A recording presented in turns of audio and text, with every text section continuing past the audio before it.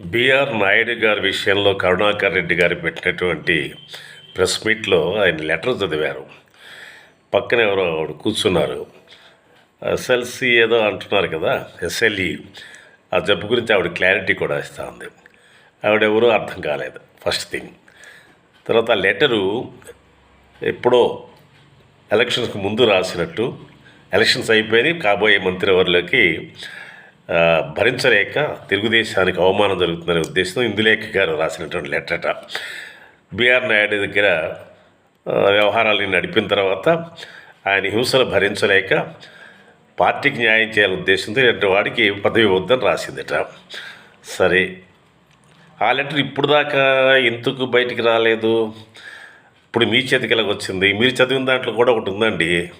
కరుణాకర్ రెడ్డి గారు వైసీపీ వారు 10 కోట్ల రూపాయలు ఇస్తారని నేను బయట పెట్టలేదు అని చెప్పి కూడా అన్నారు. మరి ఇప్పుడు ఎందుకు బయట పెట్టింది? ఇప్పుడు ఎన్ని కోట్లు ఇచ్చున్నారు అనేటువంటి అనుమానం ప్రజలకు వస్తుంది కదా, అదొకటి. ఇప్పుడు ఏం చేయమని? సరే, బాధిత స్త్రీ ఫోటోలు పెట్టారు మీరు. 7 కొండల మీద జరిగిందన ఆ వ్యభిచార వ్యవహారాలు పరాస్త్రీతో, బాధిత స్త్రీతో 7 కొండల మీద గెస్ట్ రూముల్లోనో లేకపోతే ఆయన నివాసంలో జరిగిందని పెట్టి మాట్లాడుతున్నారు.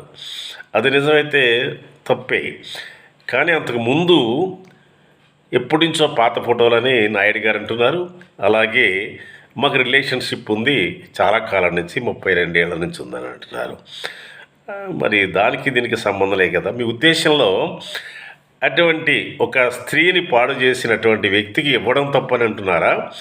కొండ మీద ఈ వ్యవహారం నడపడం తప్పని అంటున్నారా? అసలు ఆ లెటర్ ఇప్పుడు మీకు ఎలాగొచ్చింది? మీరేమన్నా 10 కోట్ల బదులు 20 కోట్లు ఇచ్చారని ప్రజలకి అనుమానాలు వస్తున్నాయి. ఇది ఫేక్ అనడానికి కూడా ఆస్కారాలు, మీరు కక్ష కట్టి చేసిన పని అని అంటున్నారు. ఆవిడ్ని కూడా లోపరుచుకుని రాయించారని కూడా అనుమానాలు వస్తాయి కదా. క్లారిటీ మిస్ అవుతుందండి కరుణాకర్ రెడ్డి గారు, భువన కరుణాకర్ రెడ్డి గారు. కొంచెం క్లారిటీ ఇవ్వండి.